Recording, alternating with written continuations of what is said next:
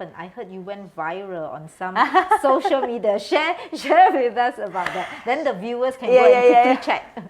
Yeah, I think they always taught me that never look for the outcome. Always just do everything wholeheartedly, and the outcome will follow. Never look for the advantages of working here. We have to contribute here. So the first thing is, what can I contribute to the company, right? So when I joined the company, I was very surprised by how loving she is to the team. I mean, who can say that? Who can be like that? Like, come to work with your mom. Not everyone. So, yeah. Hi, good morning everyone. Selamat pagi. Today we have a very interesting, and I'm very honored to have her. This is Tika. Tika is the VP of Brands and Marketing for Elcorps. Yes. Right? And if you do not know, let me introduce that Elzatta, one of the brands under Elcorps, is the biggest Muslim fashion in Indonesia. Yes. So thank you Tika for coming. Alhamdulillah, thank you so much for having me. Thank you. I've known Tika through another, I would say network, Muslimah. Yeah. So I met Tika a few months ago, or was it last year? It was this year, right? This year? I forgot. I also forgot. Also at a podcast. Yes. Also, it was at a podcast whereby it's a female Muslim English-speaking network, right? Yeah, in Indonesia. Indonesia. And she was very kind because it was an event whereby they wanted all the females to wear a certain colours. And I was telling the organizer, I don't have that color. I have very dark colors, but I don't have light colors. And Elzatta is so kind to sponsor the baju. And it was a baju my husband will always remember. He said, wow, you look so nice because you don't have light baju. Suddenly you look so good. Because you never have that kind of baju, yeah. So he's like, wow, I think you should buy more. And then you came to the shop. Yes. And buy more clothes. Yes, that's how we find out more about Elzatta. Yeah, so thank you, sis. Thank you so much for coming here. Yeah. So let's just have a conversation to find out maybe your journey of joining your family business. Is it okay? Yes. So maybe we start off with, what is your background? Have you always, from young, your parents in some ways, have that vision for you to join the family business, or it was not planned? Yeah. Okay. First of all, thank you for having me here. Thank you. It's also an honor to be here. And going back to the question, I think in the beginning, my mom started the business when I was in high school. Okay. And then maybe because it was, she planned it not to be this big. So she also, initially it's only because she has an experience of working as a professional before for 23 years. Okay. And when she resigned from the previous company, and then she feels like she has this knowledge, experience that, of course, not everybody has it, right? Yes. And she, as a woman, at that time she was 47 years old. She feels like she still has this passion to do something that she hopefully build something that beneficial for others. So that's the initial intention. And she started small, right, with only 1 store, 2 stores, 3 stores. So initially we didn't even know there is a term as family business before. I think it's not intentional from the start, of course, but I think I knew it from my heart that I want also to be a businesswoman, because even though my mom started when I was in senior high school, but because in my life she always works, and when she works she brings me with her. I see. So I think I learned a lot from her too growing up, right? So when she make a deal or when she do an event, I was always there. To help out, to observe. I feel like because she's a working mom, sometimes no one is so watching. No one is see. watching me as a kid, right? I So see. sometimes she brings me, sometimes she brings. But when I grow up, sometimes she brings my little sister. I see. It's like that being a working mom. So at the end, I observe. At the end, I observe, and then I also met a lot of people, right? So growing up, I like meeting a lot of people, and then I think I know what it's like to work as a woman, and that's why when I come to that age where I have to decide where should I work or what should I do after college and everything, I feel like I need to help my mom because I know how hard it is to build something. And at that time, also I joined the company when it's already, I think it's already big, yeah. To have 200 stores is not. It's huge. Yeah, it's huge. Yeah, It's huge. yeah. So and I feel like I need to help her and making something new. I think it's easy. I mean, everybody can do it, but to maintain and make it sustainable, it's another thing. So yeah, that's why I think I finally joined the company. Did you study business when you were in universities? I mean, did you plan, like based on what you study? Did you say that, okay, since I really want to join the family business, so let me study business management? No, actually. So I studied accounting, but it's not because I know that I want to do business or because I want to help my mom in the business. I studied accounting because my dad told me to. So it's a little bit forced to study accounting because I actually am a very creative person. So I actually wanted to study marketing or management, something like that. But it sounds quite familiar to mine, you know. Really? I also studied accounting because my mom said it's a good job, it's a good career for female. True. And it's iron rice bowl. In Singapore, people want stability, right? Yeah, iron rice bowl. Accounting, every company needs accounting. So you go and study accounting. And it's good for girl because I like to talk. People said, no, I think you talk too much. You're going to do accounting. So same. Yeah. That's but in my dad's view, there is no management or marketing for me. It's like you have to study something that more. What's it called? Exact. What it's called? Precise. Yeah. Something's more precise. Like so. For him, the only acceptable major is accounting. Because I'm actually from a science background. So either I go to engineer or doctor or medical. Okay. But I don't want to. So the other if I go to socials, the only major that's approved by him is accounting. So yeah.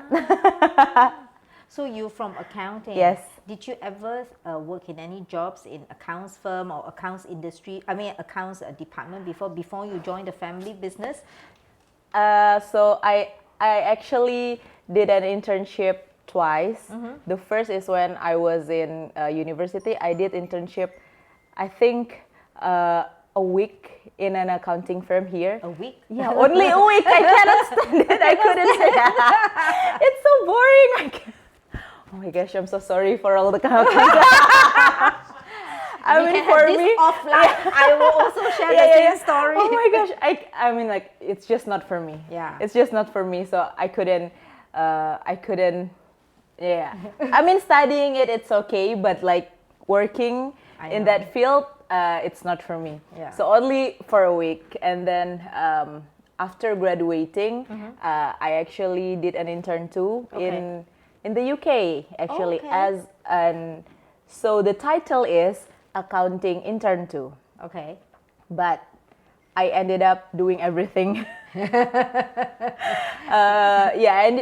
I think I liked it. I mean, that's where I learned the most because I was not only being an internship for accounting, but I did a lot of things, even like I mean, as small as organizing the warehouse. Oh. Yeah, because it's also a fashion Muslim company, but in the UK. I see. And then like even doing visual merchandising or being an admin for the website. Up to cleaning the toilet. I do everything. Fully hands-on. Yeah. Just whatever the boss said, okay. And you were in UK because you studied in UK and then you end up in this role as an intern. So I it's a different time frame.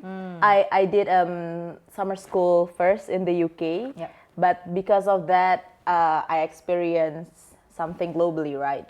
So that's why when I graduating college, I feel like before helping my mom in the company, I need to go out. I need to learn something first so that it's not like blank zero canvas in my mom's company, you know. So that's why I look for another Muslim fashion company, but I feel like maybe we can go outside so that people I can really experience work. I mean, so you were intentional to work for a Muslim fashion in UK. Yes. That's why you applied for the job. You got the job because you know that experience likely will enrich you when you come back and join the family business. True. Okay, and then after that, what happened? I heard you went viral on some social media. Share with us about that. Then the viewers can go and quickly check. It's a long time ago. I think it was 2017 or 18. I think because of that, because of I never said no, and I always do my best. I tried to do my best. So my boss really liked me and trust me.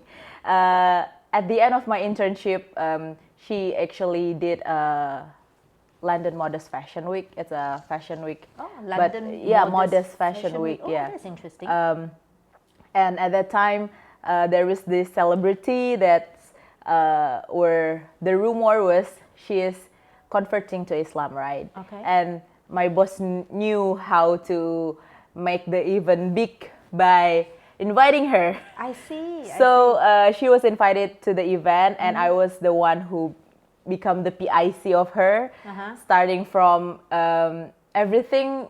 Every detail of hers, I did it, and even styling her hijab. Oh, okay. So that's when she actually going live while I styled her hijab. So she actually live on her account in Instagram. Okay. And then there was me styling her hijab. I see.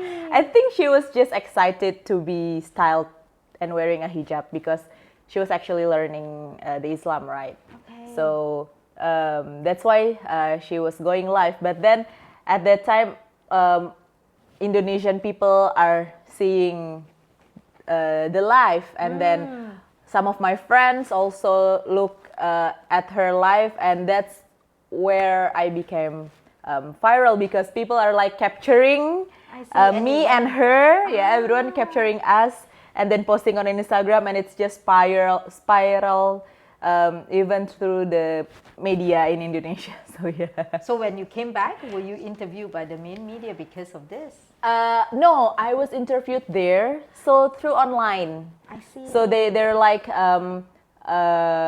having a meeting online, and then so many medias interviewed me. But there was one media that are willing to pay me flight to come to Indonesia. So return flight, London, Indonesia, London, only to be in the television, right? But I declined that over.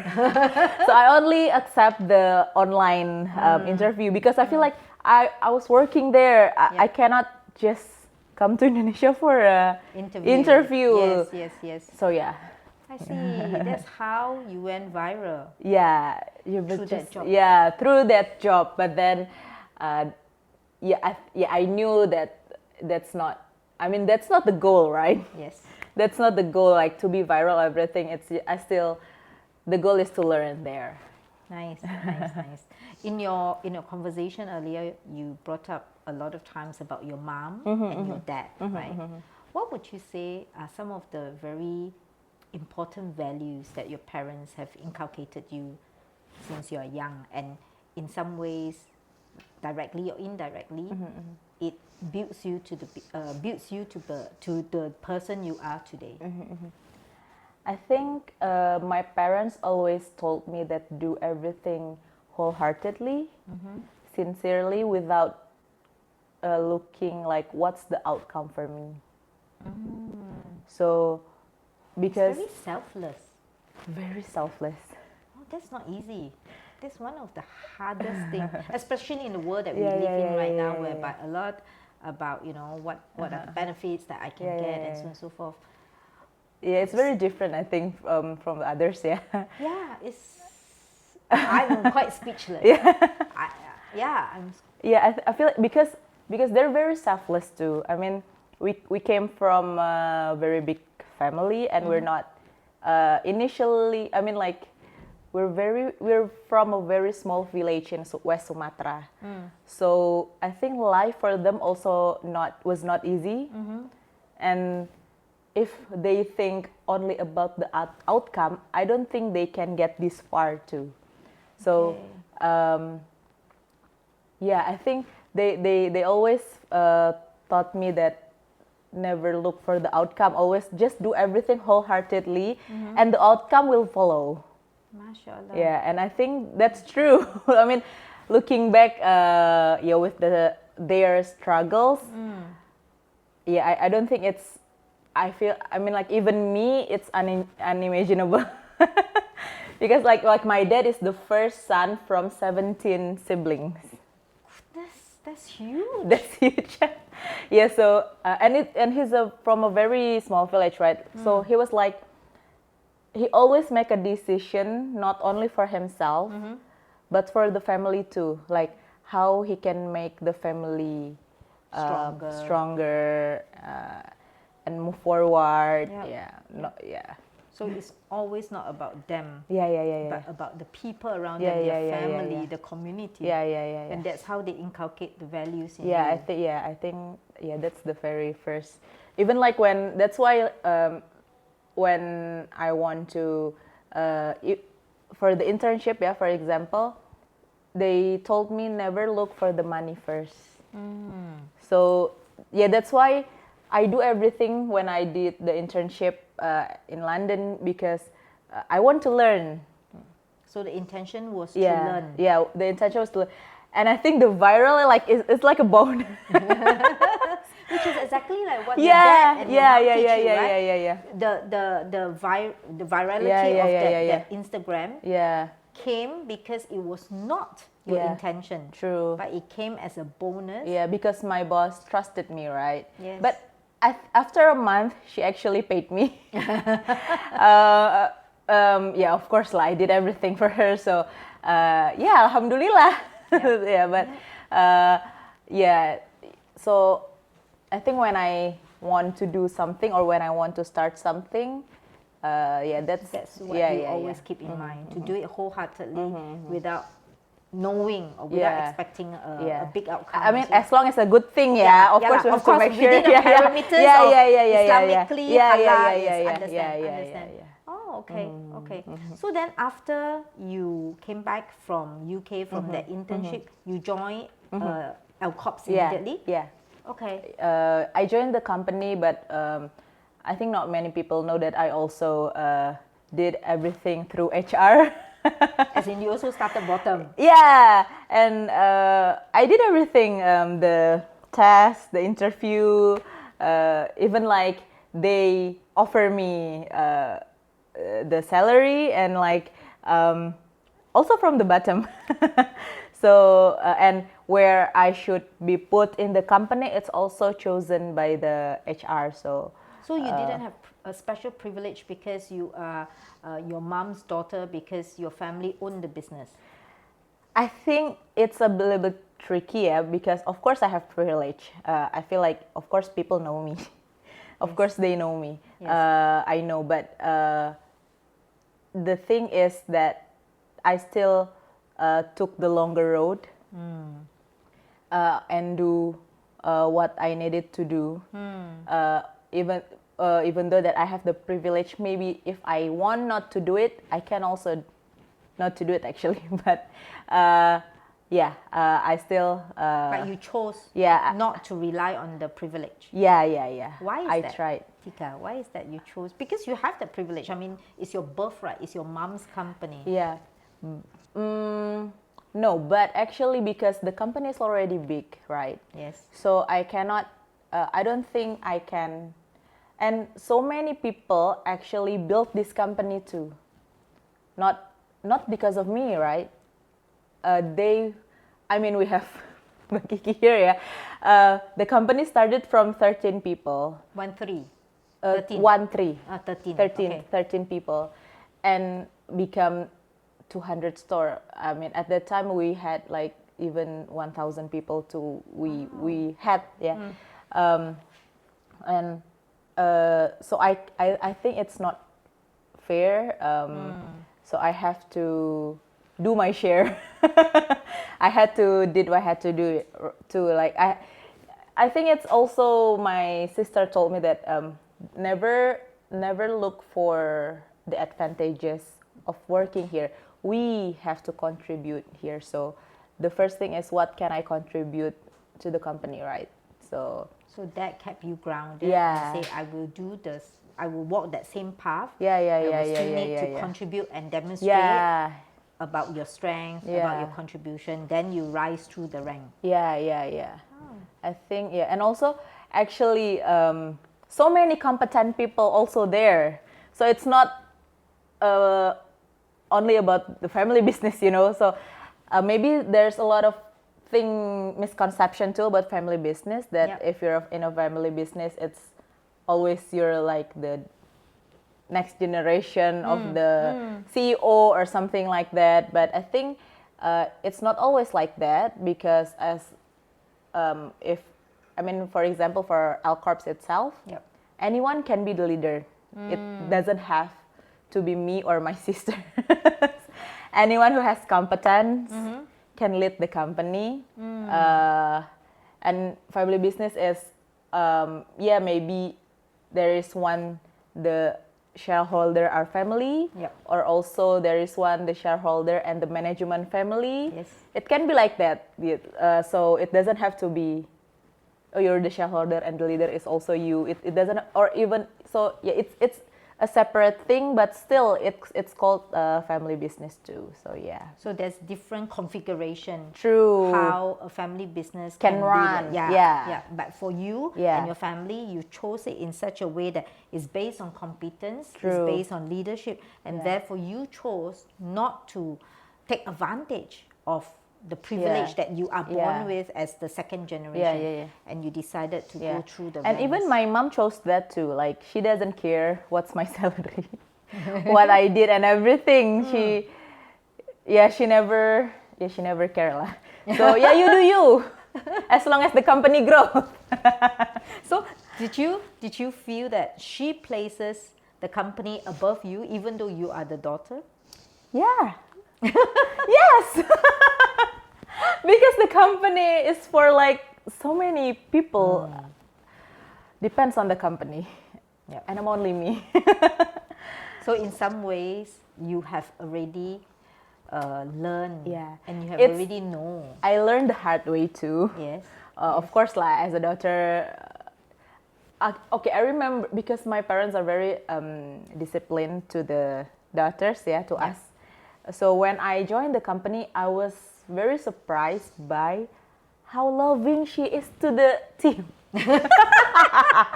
Meaning she is more expressive of her love, her care towards the team, like the people working in Elcorps. As in your colleagues. So I was very jealous. Like, so for example, one time I got home from I think I was on a trip, international trip, so I got back. I think it was like 2 or 3 in the morning. But that morning I had to come to work, and she was like, "You're not working?" No, I'm working, but it's a little bit late and something because I just got back home. Very early morning. Early morning, right? Yeah. But then there is my colleague also got back from an international trip, and then the next day she came, and my mom, why are you already here? You were just got back yesterday. It's a very contradicting, different tone. For her. Like, what?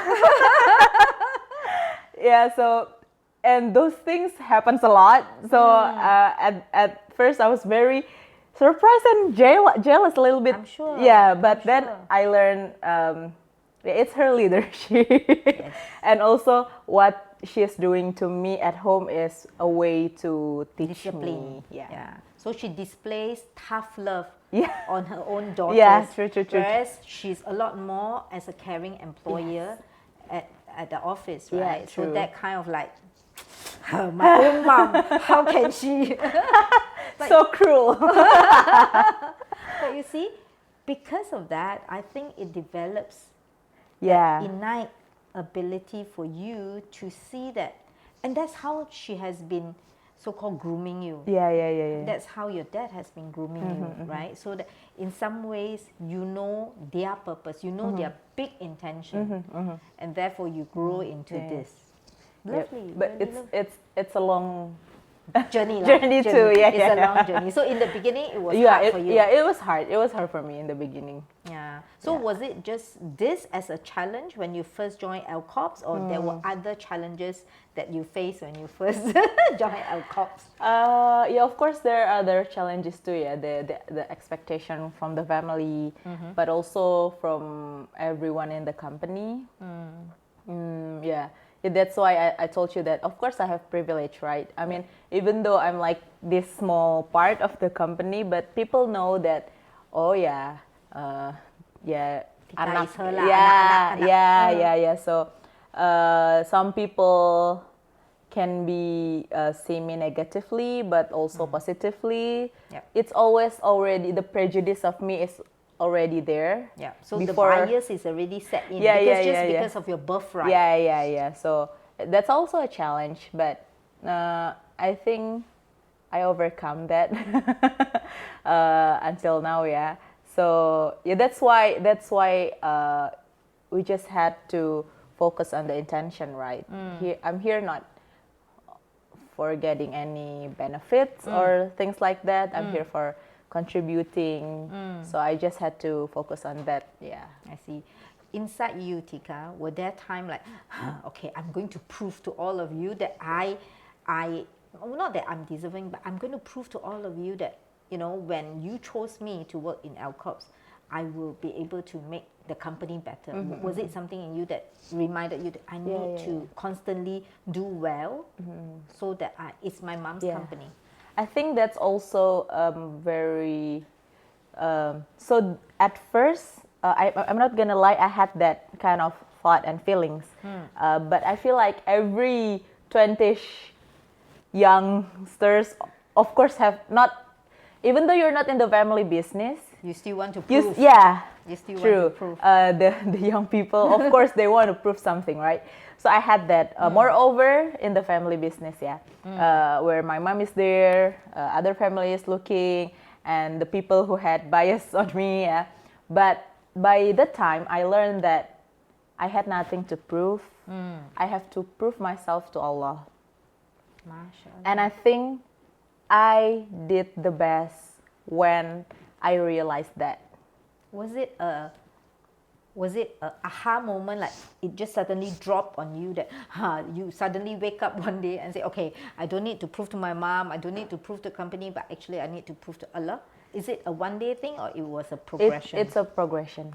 Okay. But because what I'm going through is not everyone's experience, right? So I couldn't really tell to friends or even the family, because not everyone is in the company, right? So I learned a lot, I learned about myself. I learned also about, when I was desperate, where should I go, right? So I learned more about the religion too. So, and I think it's just occurred to me that every time I want to prove something to other human, we cannot put expectation on them lah. So it's changed the direction and everything. It's changed, and it's just more.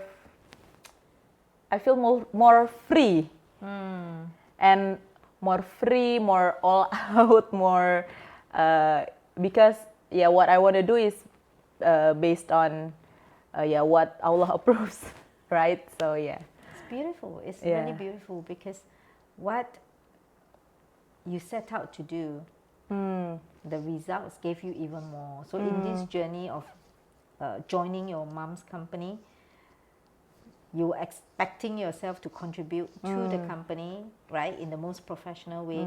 Yet in the journey, you found more about yourself. True. Alhamdulillah.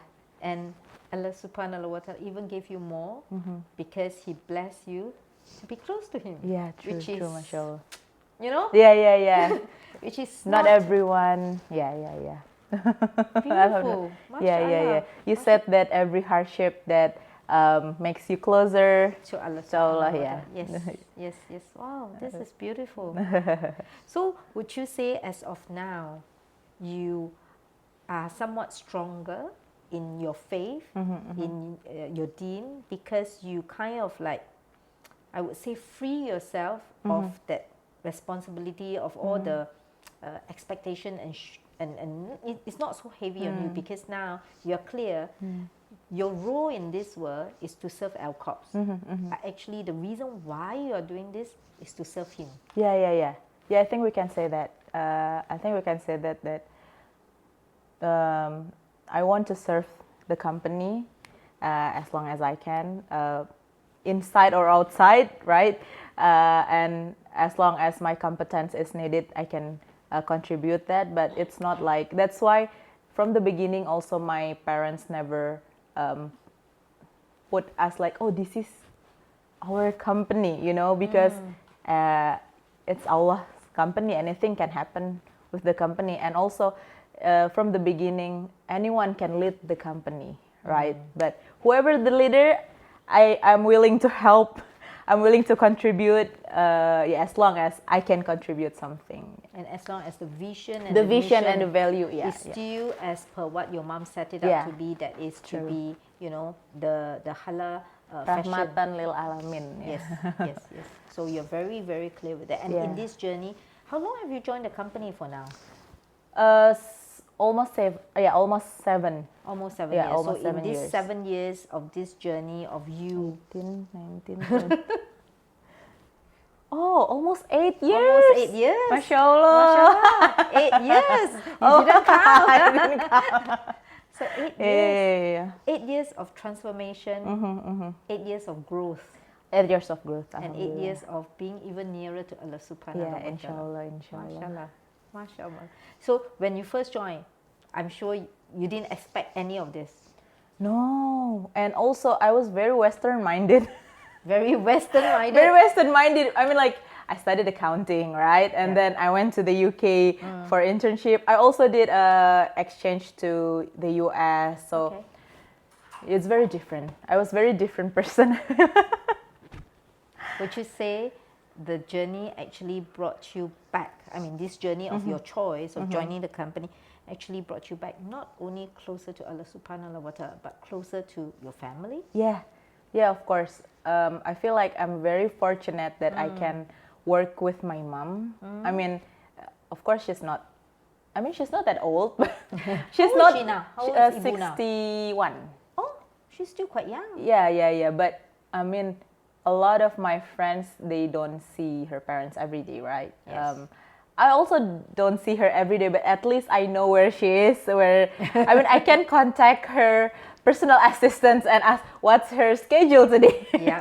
Even though I'm not in the same room with her or same building, because of course, she's way busier than me. But yeah, at least I know what she's doing and who she's surrounded with. Yeah, I think that's yeah. I'm very fortunate lah to work, to be able to work with her. That's beautiful. That's really beautiful. Yeah, because sometimes we go to work together too. Because I work in Bandung. So Monday to Thursday I go to Bandung, right? But she doesn't go to Bandung every day. Oh. But when she go to Bandung, I go with her. I see. So I think I mean, you go work with your mom. I mean, who can say that? Who can be like that? Like, come to work with your mom. Not everyone. So yeah. Wow. And to be able to be part of the legacy she's building, right? She's building something that is not just for her, but for many people. Yeah. And you choose to be part of this with her. That value, that the whole value system, the business is surrounded by this value system. Wow, beautiful. Yeah, really. alhamdulillah. Alhamdulillah. Alhamdulillah. What are you just counted, so it's 8 years now. Yeah. What are some of the biggest changes you have observed in yourself for these 8 years? Changing from what to now? What are some of the biggest changes?